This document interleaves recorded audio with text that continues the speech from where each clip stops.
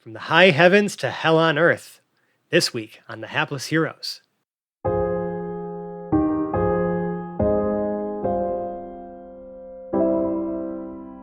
I'm drunk.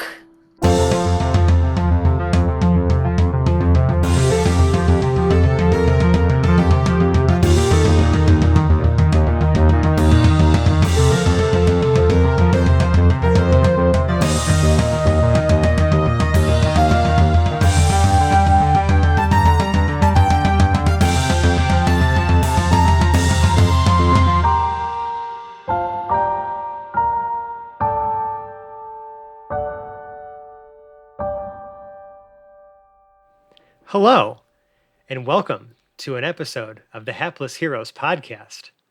We interrupt your regularly scheduled programming to check in on our interns. And with this slightly smaller crew tonight, I am going to have the pleasure of introducing Dave as Arion Black, Good evening, everybody.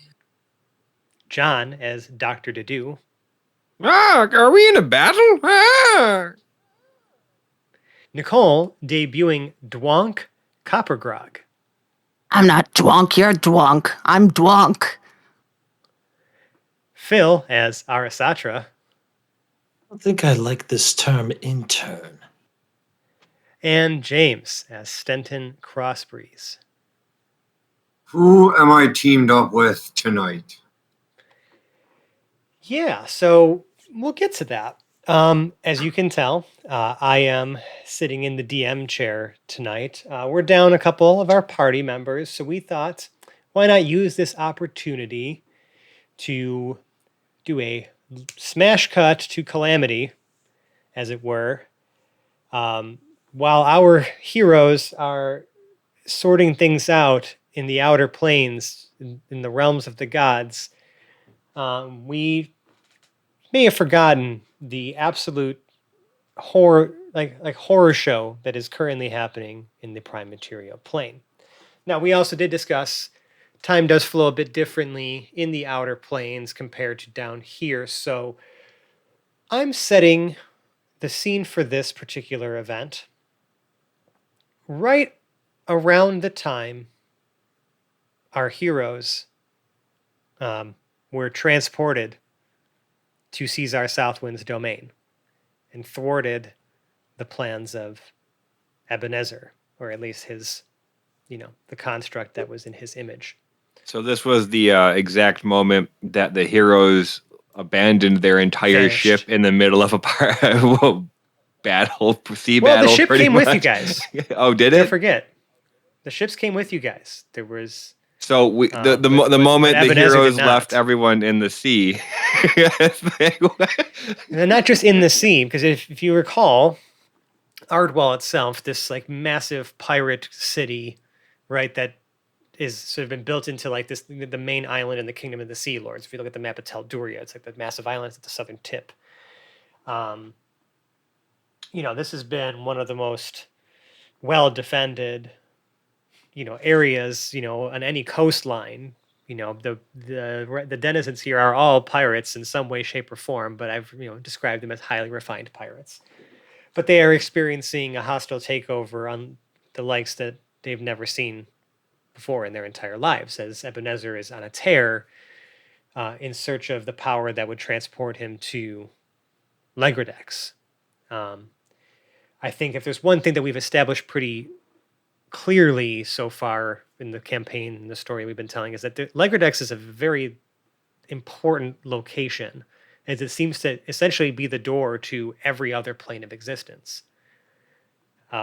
So obviously, if that were to fall into the wrong hands or, fall into the control of somebody who had nefarious intentions for it, probably wouldn't be a good situation for, just everybody, period.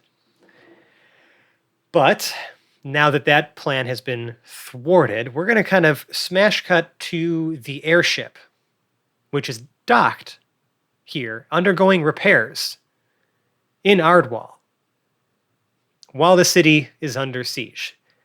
The city of Ardwall, I don't really remember describing necessarily its layout But the city itself and the cove in which all the sort of the docks are is almost in like a crescent, where like it's sort of crests out down to the south, from both sides, curling in to kind of create a bay inside of this cove here. That entire bay to the south is filled with ghost ships. Ghost ships?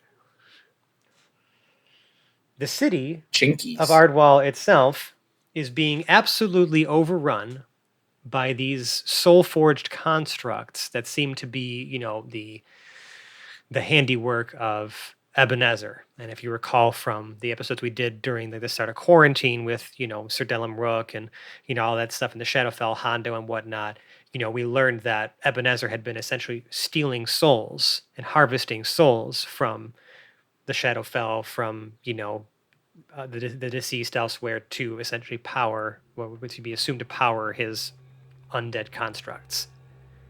Which and these are a far cry from the undead that you typically encounter, the legions that seem to be under the control of Vecna, or the ones pouring south from Uul. So it seems, there seems to be a disconnect almost between, the undead that are attacking this city versus the undead that you guys have faced so far.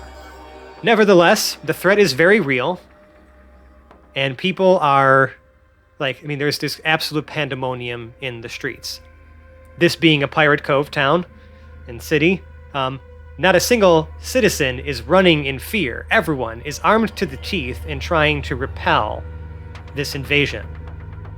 It's absolute chaos right now. You guys are looking almost down from this spire where the airship had been docked. It was sort of this large lookout tower that had been converted into essentially a docking station for your airship, since it was the first of its kind. It's not like they really had the infrastructure to support a ship that's docked in the air.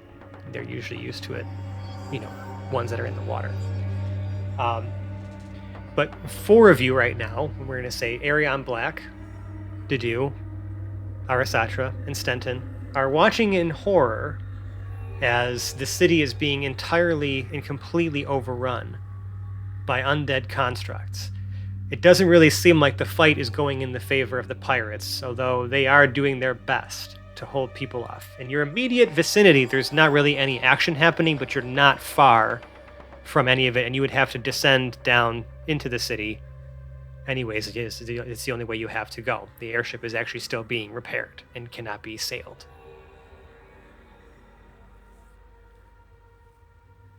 So that's kind of where I'm opening the scene. Is kind of here in the midst of this chaos, this invasion, and there's just the sound of cannon fire, coming from the south. It's just so hazy and foggy here from all the smoke from cannons firing, all of the, just the doom and gloom and death and despair that's just hanging in the air. Things look dire. Arion Black shifts the paper umbrella to the other side of his adult beverage that he's currently drinking. We're going to say it's some sort of daiquiri. It's in a highball glass, unfortunately. Pirates don't always have exactly the best of glassware. He's currently wearing his Tom Wolfe white suit, white shirt, white cravat, white hat, and just sort of lounging at the far end of the tower, occasionally glancing down to the carnage below and idly taking sips of his drink. For my own continuity purposes, I'd say that Dedu had flown away from what was the name of the ship? The Quinn ship? Yes, the Overstar. Yeah. Once the battle had seemed like it had started, Dedu had flown away from the crow's nest because he was on that boat and found the airship, and knew that he might be a little bit safer here, but he's not really sure how this is gonna go. And he's totally the battle hasn't made its way up to you guys yet. One thing though, I will say real quick then, Dedu, since you did have to fly over the city to kind of see what was going on. this is a pirate town. Some of the homes and buildings that, kind of dot the landscape of this like large city that's kind of built into almost like a hillside that kind of comes down into a bay, right? Some of the homes themselves are actually just like like the half hulls of scuttled ships. And even these homes that are built out of the hulls of these old ships have cannons still fitted in them, and people are firing cannons from the windows of their homes to try to repel some of the, invading forces. Like I said, it's absolute chaos everywhere, and this city is not going down without a fight. One other thing to note: the leaders of the free world, of the living people, all of them, of every known civilization in the Southern Kingdoms, are all here in Ardwall. Yes. So Dedu is kind of on the deck of the being repaired ship, kind of waddling back and forth nervously, jerking his neck kind of back and forth as he's trying to watch what's going on below him, and anxiously wondering where the heck Pregnard is.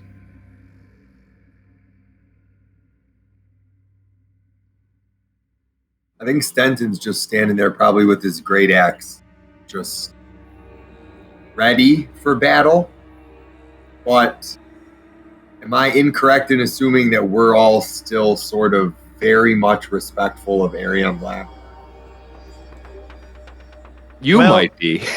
You might be. To say, like on a sliding scale, I think Arasatra is probably the only one capable of seeing Arion Black for what he really, honest to God, is, and everybody else can, I don't know, be as scared as they feel like. Okay. So I guess I'd be playing like the VP role. I'm picturing Stenton kind of standing next to him. Just kind of Like- chilling. Like the security guard type role. Right. Like, if he's Like going to do the- something, I'm going to do something, but I'm not going to do something if he's not going to do something. I forget who it was, but it's like Jason Momoa's bodyguard. Like you look tiny compared to who you're guarding, but you're still there. Yes. That I mean, guy, Stenton's a big dude. yeah. He is a Goliath.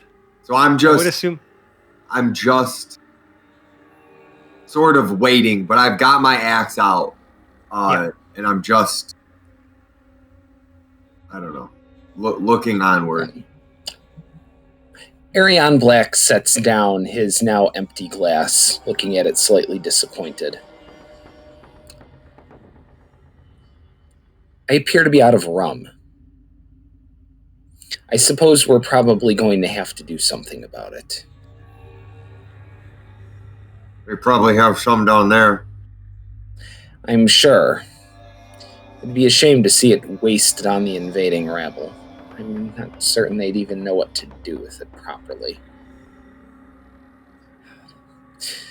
All right. Well, I suppose we should go get walking, shouldn't we? Arasatra would look up to the crow's nest where Dedu would be sitting and say, well, it's better than being a sitting duck. I hate it. Sick burn. Honk. Wow. Okay. Good. Sorry. I was muted. So, yeah, as you're kind of as Arion Black sort of finishes this thought, all of a sudden you hear this almost like gale force, like the sound of almost like a gale force wind just howl, and then like this massive sort of magical explosion, and you see this torrent, like almost like a water spout coming up from the bay and like swirling some of the smoke around it, and it lasts for a few moments, and then all of a sudden it stops, and then a booming, I mean like almost like the crack of thunder. No! Just this, like, I mean, literally almost like cracking through the air like thunder.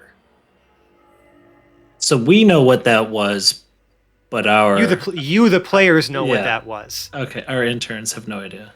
This would have been the moment when Boris drank the water. And we transported to the elemental planes of water and air. Yeah. So now there's almost like that booming crack, almost like, I don't know, it's sort of like you felt it like reverberate like inside of you. Like this was there's something significant just happened.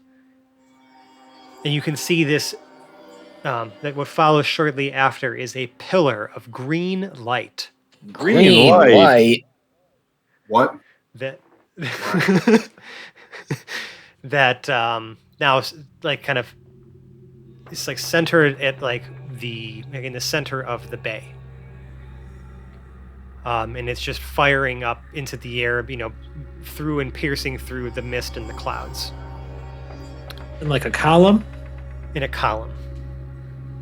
And then shortly after, you see all of these almost like wisps and trails of light starting to like swirl out and surround it, and then they start firing off in all different directions into the city.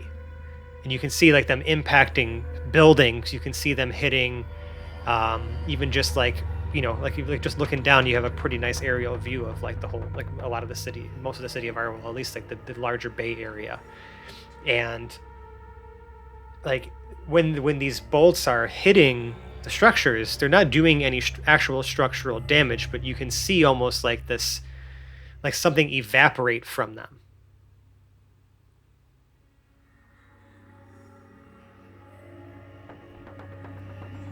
Are we seeing any motion afterwards? Like, is there anyone around these buildings at that point? Do we see any people manning? It's kind of hard to tell from up here, unless maybe you had like some sort of like like spyglass or something, to get a closer look. I don't know if our Satra would go sneaking around the captain's quarters when she sees everything happening just to run and get a spyglass. She's more the type that would do her own reconnaissance. How would you do that reconnaissance? Well, she's no stranger to wild shaping, but she doesn't necessarily want to just up and bolt just to get a better look. Well, I mean, this is why y'all are together and can talk about these things. How close are the impacts to where we are on the dock? Again, not the dock, right? You're we're in a tower. We're docked. The airship dock. Yes. Dock. Okay, not the dock, like the bay. Okay. How high up are you? Well, I guess like how close are those impacts? Are they all around us? Nothing has impacted super close, but just then, another one of those bolts just shrieks over your head. This thing is massive. Like seeing how large one of these bolts are up close, it almost takes up the entire, like, your entire vision as it streaks overhead. Like it just covers the entire sky. So they're huge, like as big as the airship or better. Mm-hmm. Just flying. And you can see it impact another tower, just like like a little ways away, and again, just sort of this evaporation. But you can actually almost hear like what almost sounds like wailing or screaming when the impact happens. And then you see all this white, and green mist. Evaporating up from the tower. And then that starts to travel back towards this column of light. Dedu is very interested. Oh, what's that? And he'd like to do an Arcana check to see if he knows anything about what kind of magic this is. Sure. Go for it.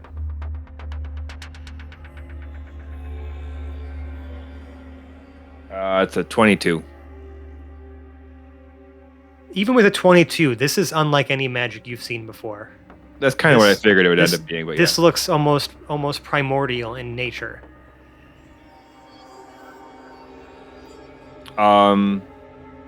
Still somewhat curious. He's watching the area. It hit a tower behind us. Yes. We'll say to the north of you. And no visible impact, like no damage to the tower. No actual damage to the structure or foundation of the tower itself. Okay.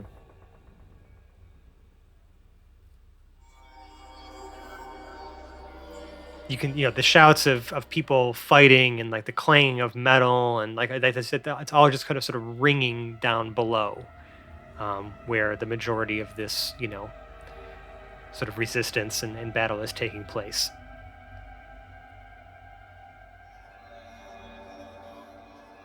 No, I mean, I should also mention, I mean, while these structures don't necessarily have any damage from those particular impacts, there's damage all over the place from like the cacophony of like just cannon fire that was happening between the ghost ships and the navy of the Sea Lords, right? So there were definitely cannonballs that had been fired into town, and there are fires burning all over the place. Like this, like I said, it looks dire. Things are bad. Do we know where the leaders are being kept? I mean, we know the summit was happening. We're at least aware of that, but Yeah, it's a good question. I don't know if the interns would have ever really been filled in on where the rest of the main party was going to, like, because it wasn't a secret, like a hidden alcove, right? To kind of provide some privacy and a little extra, sort of measure of safety, so they weren't really among the general populace. So that it's tucked away somewhere hidden, but I wouldn't necessarily say that you knew exactly where it was unless one of your characters would have actually been informed of that by someone in the party. I don't know. The dude would not have asked. Arion Black would make it his business to know this sort of thing more than likely. And that's fair. I mean, that's kind of your job. He was probably there, but yeah, business or information is not exactly his stock in trade, but adjacent enough. Yes. So you would know where they were being kept, and it's where the main bay and dock area is in the southern part of the city, right where it reaches the coast. If you were to go to the east a bit more, still along the southern coast, but it's kind of tucked away into this rocky alcove, is where there's this, it's almost like a private beach, but it's set off a ways from the main city, and you actually, in your reconnaissance efforts, we'll say, know that it has been warded to a certain degree with magic. Mostly to prevent any scrying efforts and things like that. Just enchantments that would help keep it hidden for as long as possible.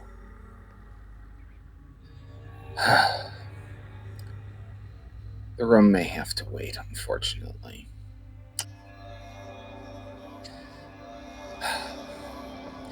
I suppose if someone's coming for this city, they're going to come for the prize inside, much as anyone attacking a cereal box would go looking for the toy at the bottom. I don't get the reference. cereal.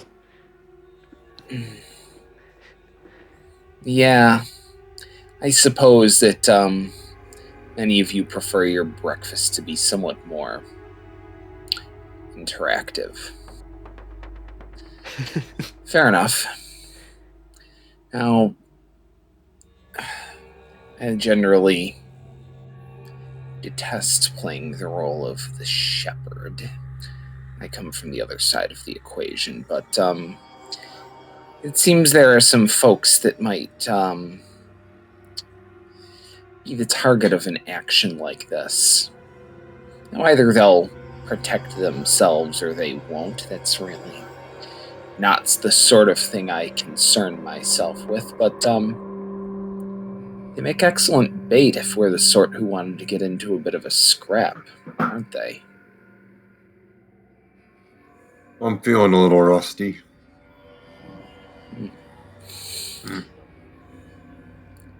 I've grown bored of this tower. Perhaps it's time to stretch my legs. And Arion Black makes for the stairs and starts walking down towards street level, casually, Yeah, whistling a so little the way tune that as he walks. right, the way that this city's laid out, I mean, there's like a lot of different series of stairs, right, that kind of wind and take you down, to sort of some of the main areas of the city, some of the different wards and whatnot that exist here.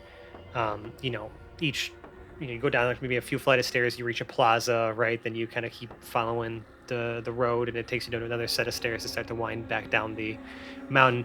You're starting to notice, so that as like a lot of people are starting, have already started to exit their homes if they have not already exited their homes and are like making their way down, like weapons in hand. You can see some of them holding, they're some of them are even like half dressed, like they're just springing to action, from like every doorway and window you can see. People are trying to like make their way down to assist. Something else you notice, as you start to descend a little bit further, you're starting to see, some smaller fights and melees and scraps starting to happen between some of these, again, Soulforged automata and the pirates. But one person seems to catch your eye as, well, they don't look like much of a pirate unless you count how much they're swaying around like one. You see right now a single dwarf with a keg slung around their shoulder. It seems to be like, I guess, almost like a small portable keg that they're almost wearing like a backpack. Swaying and almost like, almost like this, as if they had just kind of gotten out of the bar, and is surrounded by 3 of these automata, and they seem to be like just squaring off with them. This little dwarf? Yep. And I'm going to have everybody roll initiative, including you, Dwonk.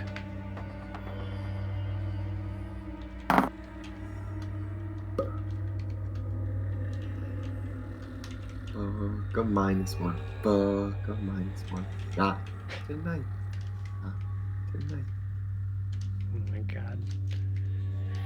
Arion He was a Black. +5. I just want to mention that. Fuck off. You don't have to say that. Arion Black has a 25. I'm going last. 25. To do. 23. Dwonk. 6. No, God, and you're a monk? I rolled a 2.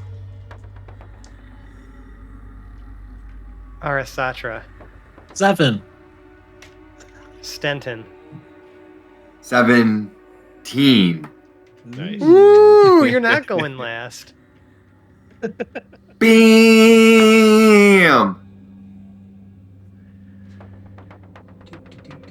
Hey, get those low rolls out on initiative. You do or you don't?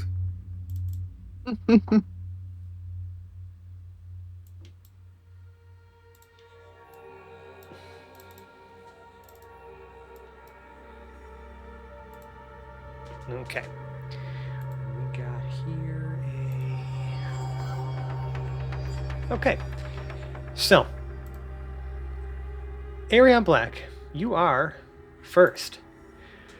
Now you can see that some of the people that you had been following down are engaged in their own battle not too far from here, but they seem to be holding their own for now.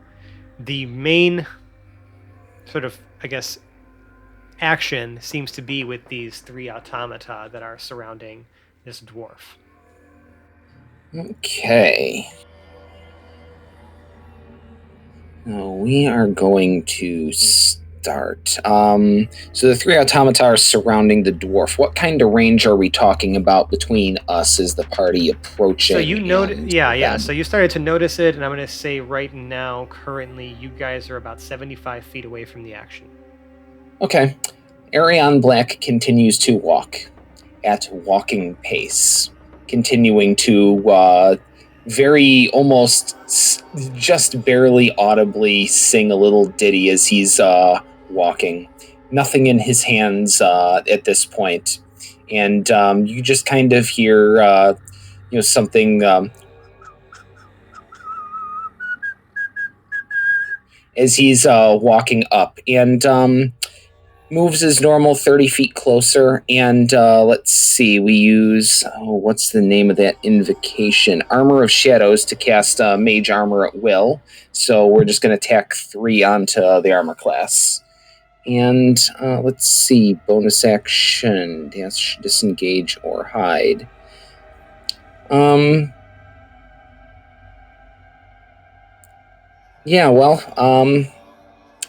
Might as well tack on another 30 feet with the cunning action to, quote, dash, which is just going to be continuing to stroll through the chaos unperturbed. Like Almost Michael Myers leisurely of walking. action. Yeah, Michael Myers dashing. There you go. go. Perfect. All right. He always excellent. got his guy. Now, the area that we're working with here is not super large. It's just like a very small plaza where you're kind of surrounded by homes on either side. There's a road that just kind of runs through the center. It's just that the plaza's expanded a bit, and there's, what would have been maybe some sort of open air, meeting place or maybe a market or whatever, but it's now just, it's just kind of tattered stones are broken everywhere. People are kind of fighting, down below and not far from you guys. And, these automata still seem to have their focus solely on this swaying, almost like drunk dwarf. Dedue. I just want to also clarify that Dedue was not really walking with everyone, more like flying and then perching and then waiting and then flying forward a little bit more and perching and waiting. So he'll fly up forward about 20 more feet and perch on whatever, some rubbly building, and use polymorph on one of the automaton. It has to make a saving throw, intelligence saving throw.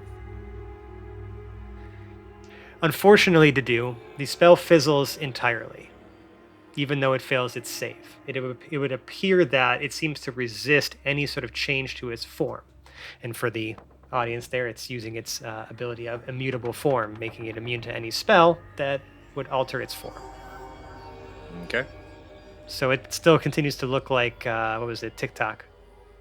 But I'm sure it feels like a frog. It does not. It's a construct, so I'm not entirely sure it feels anything. In its construct heart of hearts, it feels like a construct frog. Again, doesn't have a heart. So unfortunately, the spell fails. Oh, that usually works. Huh? This usually works.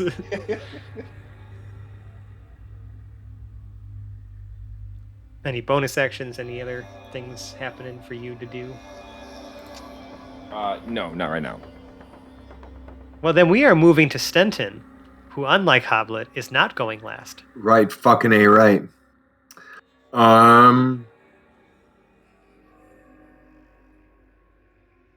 As one who would like to put on a show for whoever is watching, or whoever might be watching, all I can picture is Negan, but I think somebody else did it too.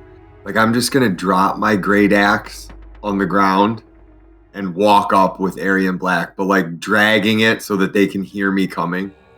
Right. Okay. So it's just like I'm going as far as Aryan Black is going. I can go further, but I'm not going to. Okay. But I'm dragging the great axe the whole way, just to make a scene. Just so they, okay, understood. It's a big axe. All right then. So nothing else though. You're not doing anything else on your turn. Just preparing. Right. Ready to roll. Ready to roll. Wow. Goes first, and all he does is move.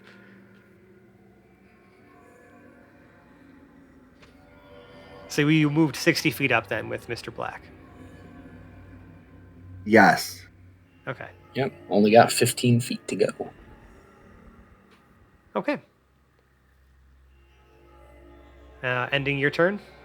Yes, ending my turn. Okay, the automata still have their gaze fixed solely on our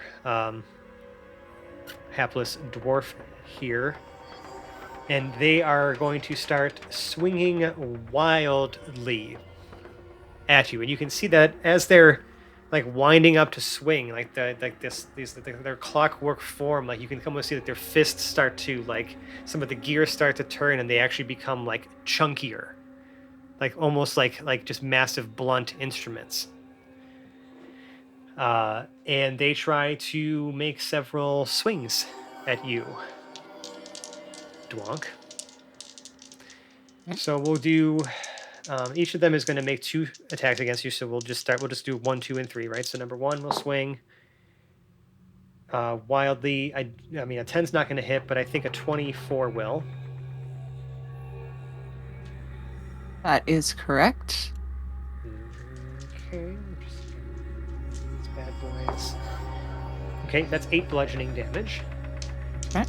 Number 2 is going to miss with the 17, right? It does not match your armor class. That's correct. You're at 18, if I remember correctly. Yes. Okay. And number 3 is going to actually use one of its. These things are like seem to be big brawlers. It's going to try to attempt a knockout punch. Unfortunately, that massive haymaker misses you just barely as you just kind of like you're just swaying around drunk and these things are just like missing you because your movements are so unpredictable. And with that third one, with the attempted knockout punch as a reaction,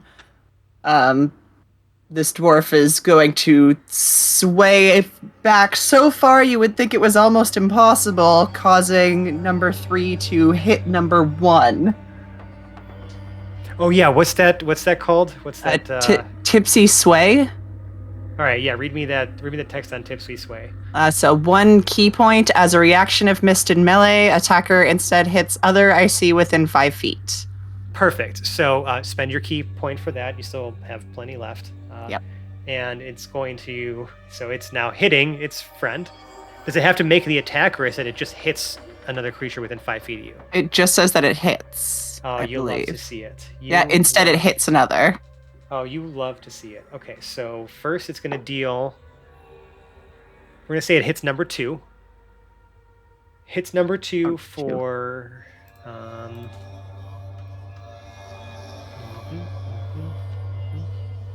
Math. Okay, it hits it for 7 bludgeoning damage.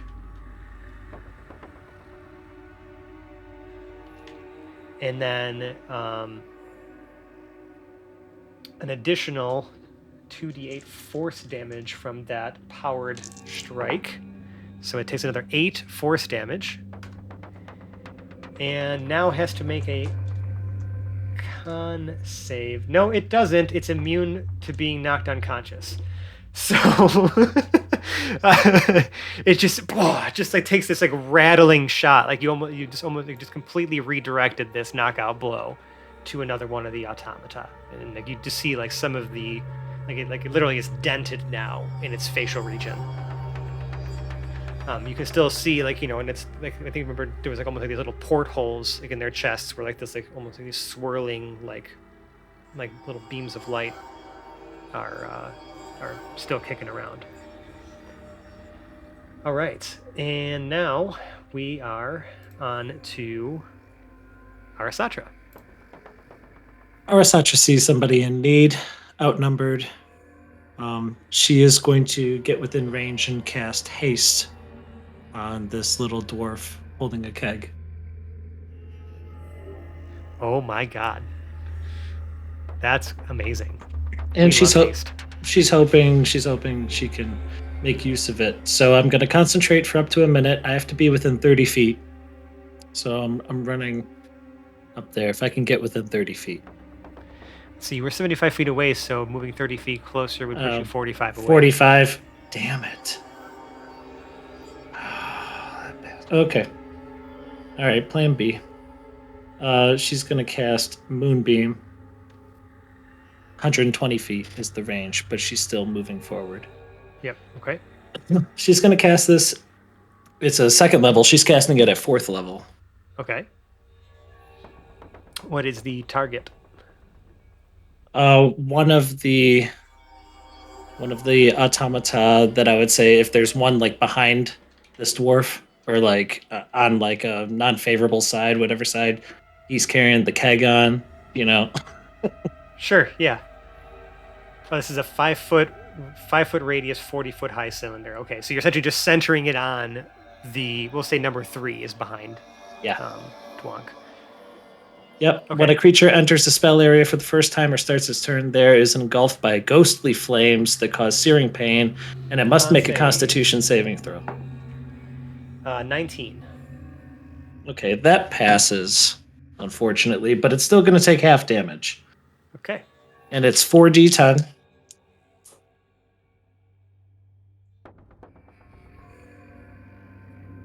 So it was 18, so 9 is what it's taking. Okay, number 3 takes of 9 radiant damage. Yep. And on each of my turns, I can use my action to move the beam 60 feet if I want Up to 60 feet. Yeah. But if Cool. it stays there and it stays in the beam, it takes the damage again. Which it will. It's going to start its turn in the beam. So. Great. Okay. Nice. Well done. And that's all she can do. I've no bonus actions. I've looked through my entire spell list and I have nothing prepared for the druid that I can do on a bonus action. Well, not to mention you already cast a leveled spell, so you wouldn't be able to cast another one this turn anyways. But like wild shapes in action, like all the other stuff that I can do. It's all Yeah, actions. you know, druids are a little different. They're built different. She would at least try to shout something at this dwarf, but nothing's coming out. She casts this moonbeam down on the guy. Like, I'll save you. Yeah. Well, speaking of a person who actually probably doesn't need any saving, Dwonk, it is your turn. What do you do? Wonk is glaring at automaton number 3 and holds his keg up from his waist, and while maintaining the glare at automaton number 3 without blinking, just presses down on the little spigot of the keg and drinks like several deep gulps before then taking the keg and slamming it into the automaton's face. So you're making an improvised weapon attack? Yes. Okay. Now, we did talk about this, right? This is not a monk weapon. Oh, yes, this one isn't a monk weapon. Yeah, so I'm going to smash him with my hammer fist instead of the keg. Yeah, so actually describe this for a second. I don't think I called this out when I was describing your character. Okay, so, I mean, depending on how close everybody is right now, it's going to look like I either drop the keg and hold up a hammer, or if they're close enough, I'm just going to hold up an arm that is a hammer.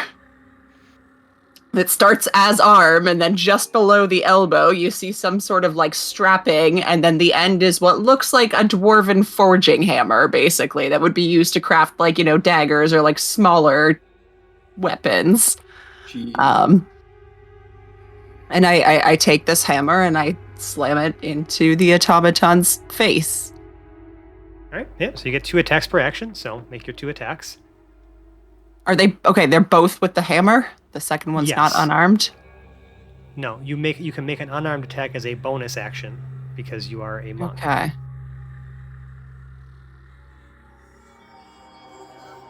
And then if you use the key point to do flurry of blows, you'd make 2 unarmed attacks after this as a bonus action. And then, okay, I don't have to decide how many charges I'm using until after with the hammer. Okay. So first one's a 23. 23 definitely hits. Ooh, second one is a nat 20. Oh shit. Okay. Why don't we start with the first hit? So with this hammer, that is part of my arm. It functions like a +2 light hammer. It has 10 charges, which it can regain some of at dawn. with that hammer, when I hit somebody with a melee attack using it, I can expend up to 3 charges at a time. For each charge that I expend, the target takes an extra 1d6 force damage. All right. So on the first hit, are you expending any charges? Just 1 charge. Okay, so let's roll up that damage. So is that, like, that charge is in addition to the damage that it's already doing? It doesn't use a charge every time I smack something with it? Yeah, you choose to spend the charge to deal the extra damage. Okay, so after I hit something, sorry, just making sure I understand the hammer. When I you- can when- still hit when things more you than 10 hit. times a day then. Yes, when you hit, Okay. you can just choose to expend some of the charges to deal extra damage. Okay, It's just like a trigger that happens on hit. cool. So the damage for the first hit is not great. 10? 10 total, or is that That's total. It's including the extra charge. so 10 bludgeoning and force? Yeah, I mean it's not going to make Yeah. a difference here because it's So all 6 plus magical. 4. So okay, number 3 takes 10 from the first hit. Now, you crit. Oh yes, I rolled a 56 damage and that required no math. You absolutely annihilate this thing. Would you like to describe how number 3 goes down? Yes, so I hit it the first time with my hammer arm from the chin down. Take a moment to take a large swig out of my keg, and then come crashing back down on, like, top down on the automaton with my hammer. And the hammer just, like, goes right through the thing's head, and I pull it out through the chest with little, like, cogs and everything falling all over the ground around it. Yeah, you can see some of the, like, what appears to be maybe the souls, so the energy trap within, evaporate up and then start to wisp its way now back towards the large column of light to the south. You still have a bonus action, and since you made an attack, you can make an unarmed attack as a bonus action against number 1 or number 2.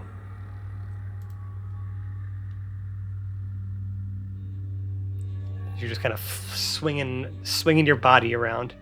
Yep, I'm gonna turn towards number 1, but then drunkenly slap number 2. Perfect. Let's make the attack roll. 12? It's a glancing blow. It doesn't really do any damage. You almost try to backhand it, but it just kind of clanks. Your knuckles hurt a little bit, but you're probably too drunk to feel it anyways. All right. Moving back up to Arion. Mr. Black, you just saw this dwarf absolutely crush one of these automatas, like with just like and this hammer almost like glowing with like energy as it just came down with a righteous force. This what appeared to have been a drunken dwarf is much more than just meets the eye. All right. So 1 and 2 are both at least mildly damaged, correct? 1 has not been touched. 1 has not been touched. Okay. Arion Black is going to continue walking in his straight line, still lightly singing/humming his little ditty, and he's just going to walk in a straight line right behind and almost past number 1, singing, "Hi ho the dairy-o." And as he passes behind number 1, he hits the last line. "A hunting we will go." With the word hunt, the scythe of the Reaper appears from nowhere, and he just drags it on almost right through where the spine of this thing would be. Just popping it like from the ether as he just walks on by. Would you say that the automata would be surprised by this? It's engaged. No. Okay. But it is engaged with an ally within 5 Oh yeah. feet. No. I know about that, but I was, can't have my auto crits if I don't ask for them. No, this will not automatically Okay, crit. that's fine. It's still 2 attacks with a formidable enough weapon. Let's see, and that's going to be an 18. 18 will do it. Okay, good. And the other one after that, which would be a 24, would also do it. 24 also does it. Yikes. All right, and those are the packed weapon is at its base a Vorpal scimitar, so it starts with just 1d6. Mm-hmm. All right, so the first one is, let's see, 5 plus 8 for the bonuses, plus another 5. Let's see, life drinker. I think that's necrotic. Does it take necrotic It is. damage? It is resistant to, but not immune to necrotic damage. Okay, wonderful. So it takes, let's see, our 5 plus 8, that's 13 plus 2, because that rounds down. So let's see, that's 10, 15 off of the first attack. Okay. That's going to be a 3 on the die, so 3 plus 8, that's another 11, plus 2, so that's 13 on the second. Plus our 3d6 sneak attack damage, which is going to be another 7. Okay. And and then as our cunning action, we will disengage in the form of Arion Black literally not breaking stride and walking 15 feet on past, not even looking at the automata that he just whacked twice with Death's weapon. Yeah, I mean, this thing took a tremendous amount of damage. You can even see, like, even though it does absorb some of that necrotic damage, the, almost like brass or like whatever metal these are constructed out of begins to almost like patina.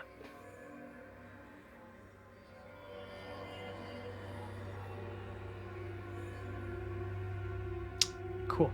Dr. Dedu, it is your turn.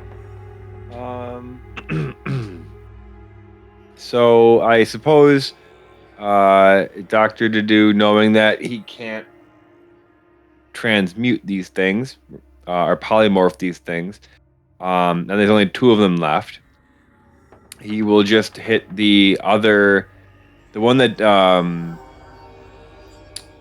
Mr. Arian Black did not just stab multiple times. He will throw one of the acid arrows, Melf's acid arrows, at the other one. Nice. Hey, you know Melf personally. He's an old business colleague of yours at the project. Yep. You do this with your beak. Right? You're not the kind of Aarakocra that has arms and wings. You just have wings, and you can just do everything with this long beak that you have. I think how did we decide? I thought we decided that Dr. Dedu had like fingers on the ends of his wings. I can't remember exactly if we determined. I don't think he has. He has fingers, but they're like at the very almost like pterodactyl. They're like. I almost want to think of them as like feather fingers. Right, kind of like that. Because you're grabbing everything with your face. Like I don't really ever hear you like manipulating things too much with your hands, unless you're just like holding something out, like cupping them in your, Yeah. As funny as it is, those fingers are your last physical trait of your humanity, because other than that, you are full on goose, right? To somebody who didn't know better, they would just look like feathers on the end of the wing. Why don't we say that? They do kind of function. You have very soft hands. Right. I hit with a 27, and that's yes, sir. 4d4. 44. That's a lot of damage. Those soft hands hit hard. It's not that much damage, actually. It's actually just 5 damage because I rolled a 1. Against number 2? Yeah. 44 to 5. It takes 5 acid damage. And then the next turn, it takes 2d4. At the start of its turn? Yeah. Okay. All right. Well, speaking, anything else on your turn to do? No. Good to go. So that's the end of Dedu's turn. Stenton, It is your turn. I totally did not skip your turn before, and that totally did not get cut out just now. Do you want to check the order to make sure it's my turn? Oh yeah, it's you. At Okay. 17, it's you. I'm going. So, kids at home, make sure to read your fucking character sheet. Guess who has advantage on initiative and could have rolled another dice to see if he could have moved up in initiative? This guy. Guess who didn't do that? This guy. Anyways, we're fucking shit up. The one that Arion hit up, I'm coming in. I don't want anything to do with the acid. Number one. Yeah, I'm coming Number in. one. Hot with the great acid. And I am going to use my reckless attack feature. Sure. Are you raging? I probably should. Why not? It seems like I should. I feel like I should. It's up to you. You have plenty of these to use. Right. I never have been a fighter. Reckless attack does not. This is a barbarian, not a fighter. Right. Reckless attack does not require you to be raging before you use it, right? Correct. Okay. Yeah. So if you just want to do a reckless attack, that's totally cool with me. You don't have to rage. I get a bonus though. I don't have the barbarian table. Oh, is that in my book? It is. Okay. I'll find that then. I'm learning how to be a fighter. A barbarian. A barbarian. To me, he's a fighter. He doesn't cast spells. Whatever, with the popular nomenclature. But I attack at advantage, and I get attacked at advantage. Yep, I understand. Reckless attack. Let's go. Hey-oh! I believe if one of them shows a 20, that's a good thing. That is a very good thing, yes. Oh, shit. Okay. Dude, I do... Fuck, why did this have to happen? Not that this is a bad thing, but I don't know Stenton as well, and I know something happens when I crit.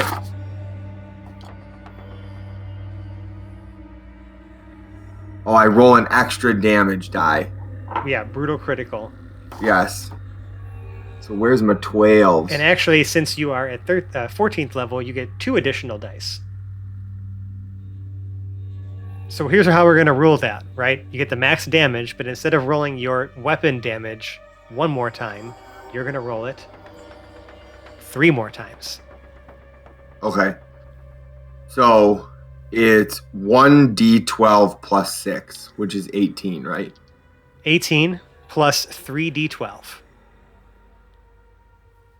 Because of brutal critical.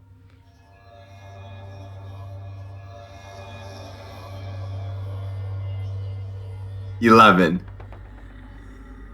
An extra 11. Those did not sound like good rolls on those 3d12. One was a 1 and one was a 2. So that puts us at 29. Yes. When I tell you this thing has 1 hit point left. Well, that's good because I get to attack twice every turn. Okay, good. Well, you're gonna have to because this thing is barely hanging on by a thread. So now you cleave through this thing. When I tell you, it's literally being held on by like literal threads of like these tiny little like almost like brass joints are the only thing keeping this thing together. As almost its entire facade has started to fall off. Here comes the next one. I was gonna say this would be the nat 1 spot right here. This would be it. But you have advantage on this one too. No, it's only my first attack. It says when you your first attack. Okay. Yeah, on my turn. So my first attack, and then if I get attacked, they're at advantage. But it says doing so gives you advantage on melee weapon attack rolls using your strength during this turn. For all strength-based melee attack rolls for the turn. Okay, cool. Well, you can only choose to make it reckless when you declare the first attack. You can't swing once and then be like, I want my second one to be reckless. Okay.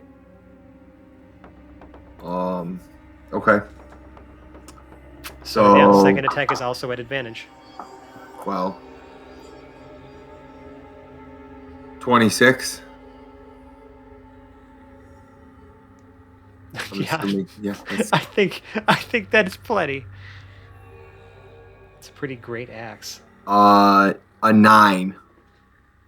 Well, like I said, it had 1 hit point left, so I feel like maybe if I put the axe into him the first time, you're telling me I like almost cut him in half. I didn't pretty even much. swing again. I just kind of like, you know, if you like cutting through something, and you're like, "Ugh," you gotta give it that last little, Yeah. yeah. I just like, that was it. I just like, The little hang extra, on, yeah. right through the outside. Right. Good job. Well done. And is his buddy within 10 feet of me? Yes. Cool.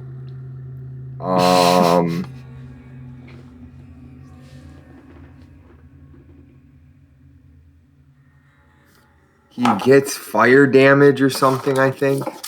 I'm a lunatic. That's only when you're raging. Oh, okay. Never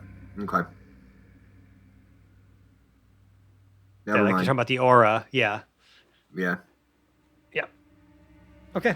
Anything else, Stenton? No, I'm good. All right. Now, like I say, totally didn't mess up before. It's now the actual enemy's turn.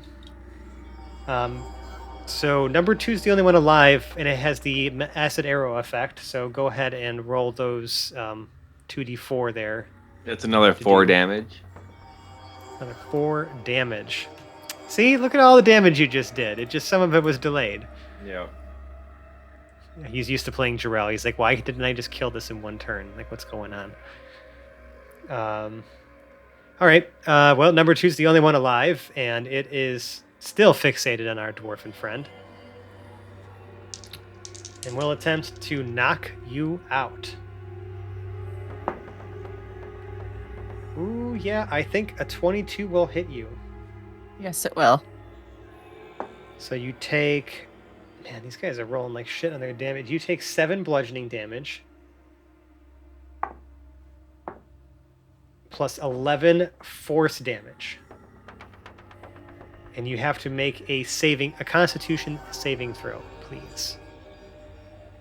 Which I believe as a monk at 14th level, you actually have proficiency in every single saving throw, so this should probably be child's play. Yeah, and I can just reroll them if I fail. It's not an area attack. But Diamond Soul, I'm proficient with all saves. I can reroll a failed save once by spending a key point. Oh my god, amazing. Yep, go for it. I mean, I'm going to try to roll it first. So Constitution, you said? Yeah. Yeah, I'm going to be using a key point. No, you're not even going to tell me the result. Okay. Well, I rolled a 2, so... 2 on the die? Yeah, okay.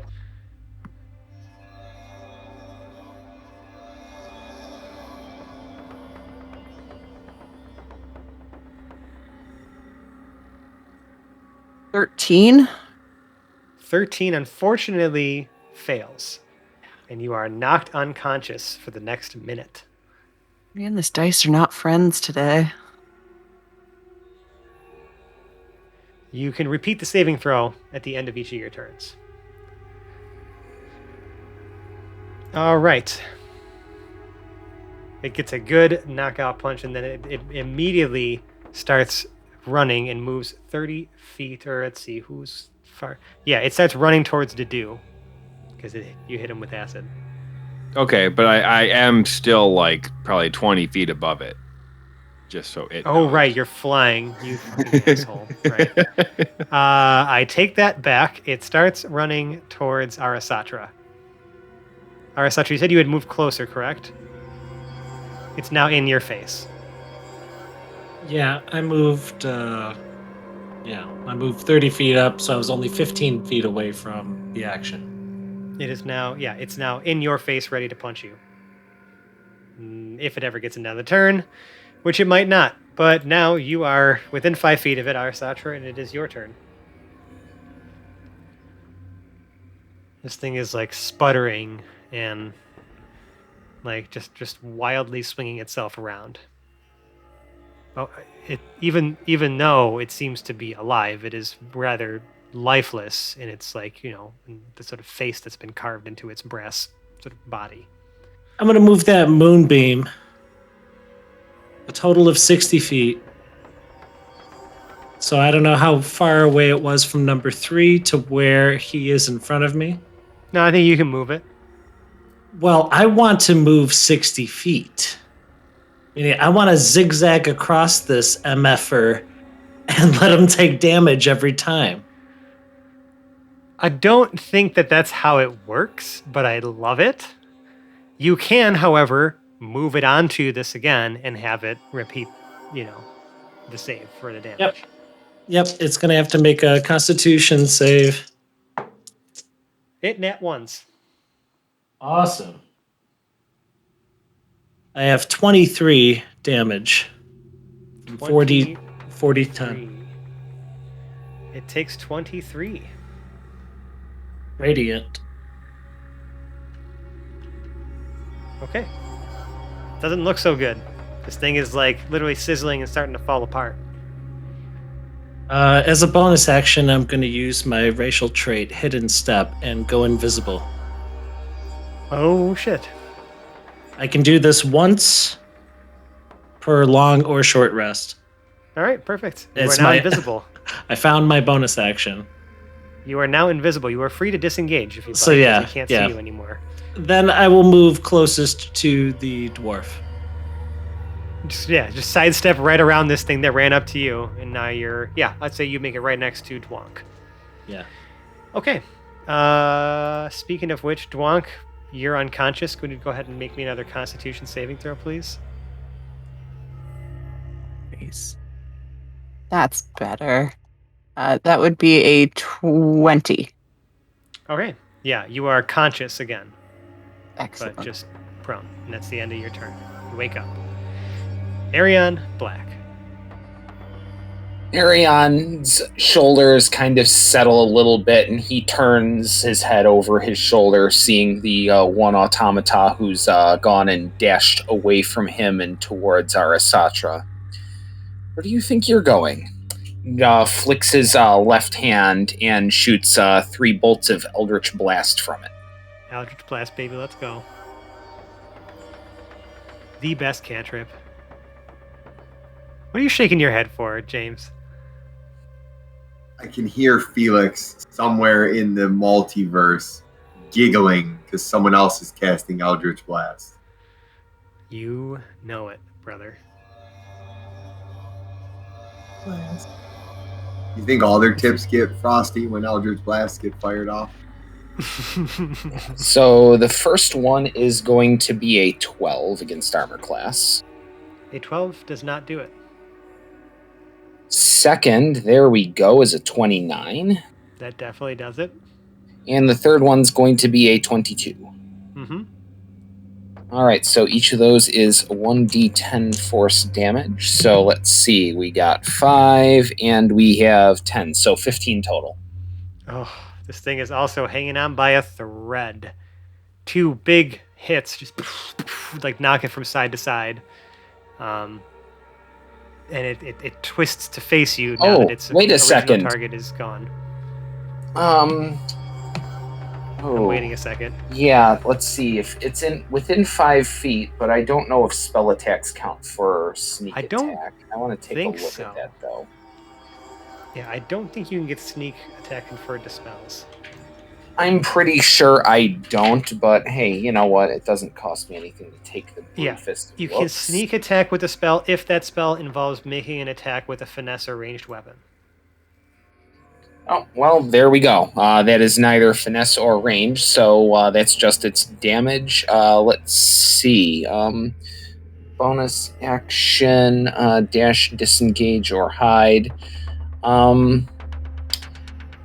Yeah, why not? We'll bonus action for the dash and do the Michael Myers advance in the other direction. Sounds good. Would you like to finish this off? I'll try. Yep, I'll try. Let's see, what do I want to use this time? Sorry, my eyes watering. That's all right. Was there no This thing attack is of hanging on by a opportunity? thread. From what? He dashed in the opposite direction. Oh, but he blasted it. He wasn't right next to it. Yeah, and he I dashed gotcha. towards it. He's trying to move closer to it now. Okay.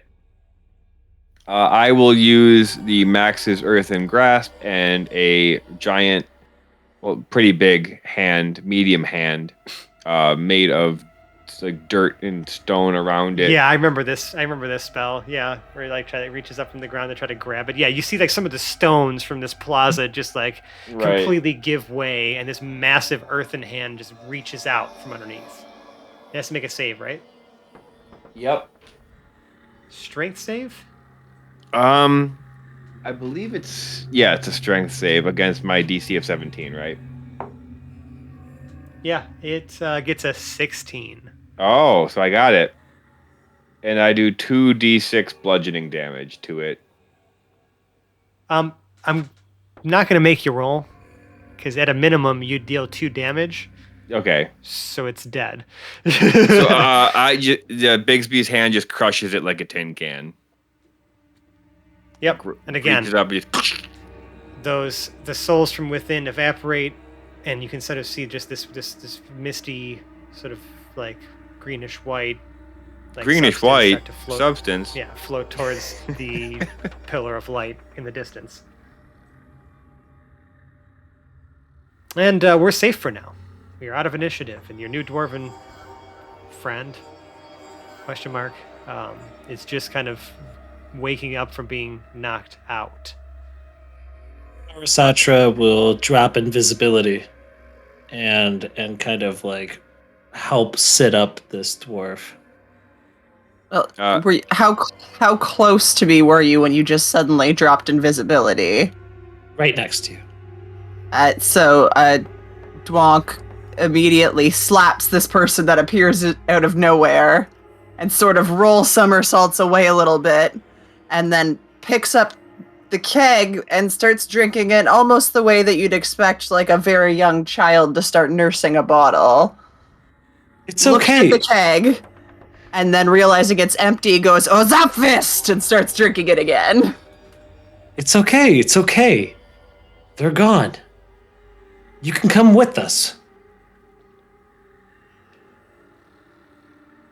Who are you? I'm Dwonk. Dwonk, my name is Arasatra. These are the heroes of the interns of the heroes of Telduria. No, not even a question on the name. I'm Dwonk. On hearing the heroes of Talduria, though, Dwonk eyes up Arasatra, and says, "Talduria, that sounds like. Do you know Captain Quinn?" Yes, of course. He's our captain. Our airship is docked up over on that tower. He took my Boris. I'm coming with ya. Oh, yes, of course. I'm sure she'll be happy to see you. Everyone, please. We're trying to fix the airship, and we need to get some repairs done. We stumbled across you, of course. Sorry. Are you okay? Do you need some healing? I slap him on the back with my hammer fist and say, "I'm fine. Let's go fix things," and wave my hammer around in the air. So, what am I looking at here? Is this an arm, like a forearm, or So, the like, entire arm? Actual arm is there to just below the elbow. And then, Okay. like, you kind of lose it in, like, monk robes, but you see, like, a leather strap, like, just below where, forearm should be, basically. Like, just below the elbow. And then there's just hammer, where the rest should be arm. Describe the hammer. Is it wood, or is it, like... No, It's it's... like almost like a blacksmith's like blacksmith's like forging hammer. Yeah. Oh. Wow. So blunt and then kind of like a pike on the backside? Mm-hmm. Okay. Well, Arasatra, she's like a 7'8" furbolg with red hair. And she's covered in like, green robes and stuff. So Green she's got this robes? big staff. Yeah, green robes. I So, don't like, get the joke. you're We the tried to explain it to you. you're the second dwarf of this team. That's great. The heroes are off doing their thing right now. In fact, I'm not sure what they're doing, but we're just here to get the airship up and running. We'd love your help.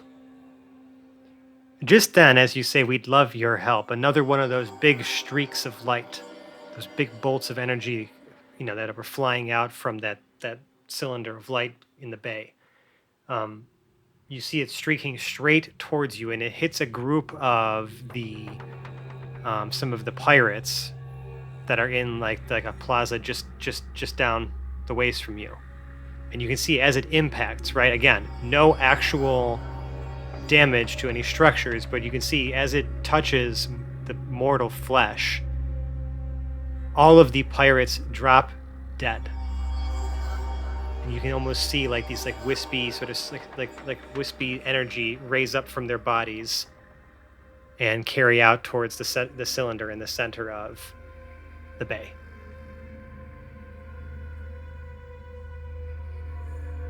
Please, we have to hurry. It's not safe here. This is very disturbing. I'm not really sure what's happening. And with that, you have a decision. You have your course set. Ariane Black was mentioning he was going to essentially lead the way to be the shepherd for once here and take you guys to potentially where all the leaders of the world are being held to make sure that situation's all settled, because it's not like you're going to be repairing an airship in the middle of a fight. So that's kind of your direction from here, but unfortunately the path is perilous. And I guess we're going to have to find out what happens next week on the Hapless Heroes. So anyways, hey, thanks for listening.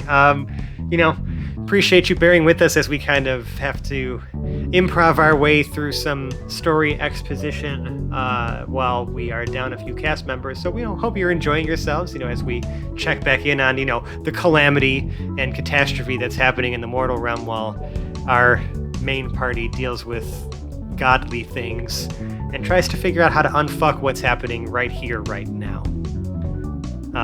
But if you like us, you can find us on the internet. We can be found on such places as Twitter and Instagram. Just go to look for @Hapless Heroes. We're on Facebook and Reddit. Just look for Hapless Heroes Podcast. Most of those places, though, really, they're going to point you to where we do the vast majority of our socializing, and that is our Discord server. You can interact with us, have all kinds of wacky conversations. I occasionally create discussion threads for random things, whether it be rules lawyering for D&D or talking about food crimes. I'm looking at you, watermelon pizza. Watermelon Yum. pizza. Oh my god.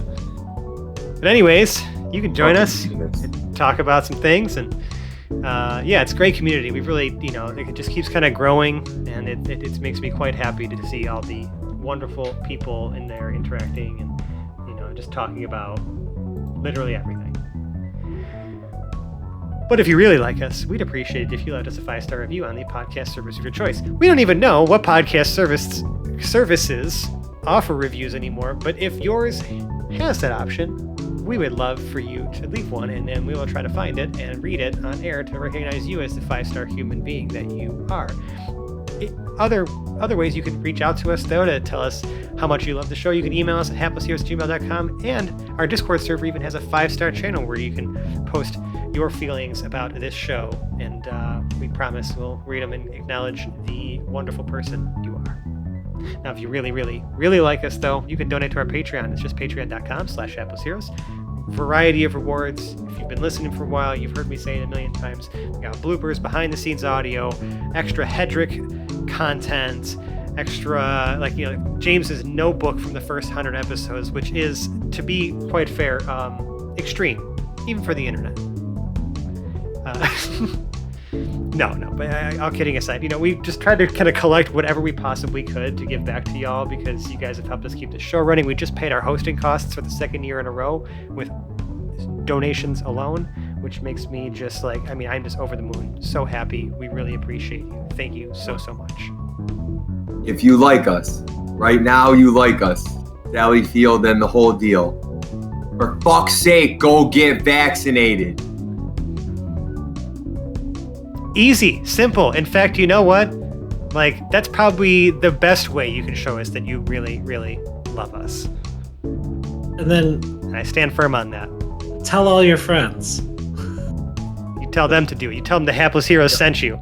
In the vaccination clinic, then stand up and scream, I love hapless heroes. Yes, there we go. Perfect. Love it. All right, well, I guess nothing left for me to do besides outro this wacky cast for you, starting on my virtual right this time. We had James as Stenton Crossbreeze, I cut that thing in half. Phil as Arasatra, I wonder if Dwonk is a family name. Nicole as Dwonk, I'm only a little dwonk next to this giant. John as Dr. Dedu, In all the hubbub, I almost dropped a sausage. Delicious. and Dave as the edgy, mysterious Arion Black. Sleep tight. And I'm Francesco. I've been your host and DM. We'll see you next week for another interns episode before we return to your regularly scheduled programming. We'll see you next time. Bye-bye now. Bye. Bye-bye.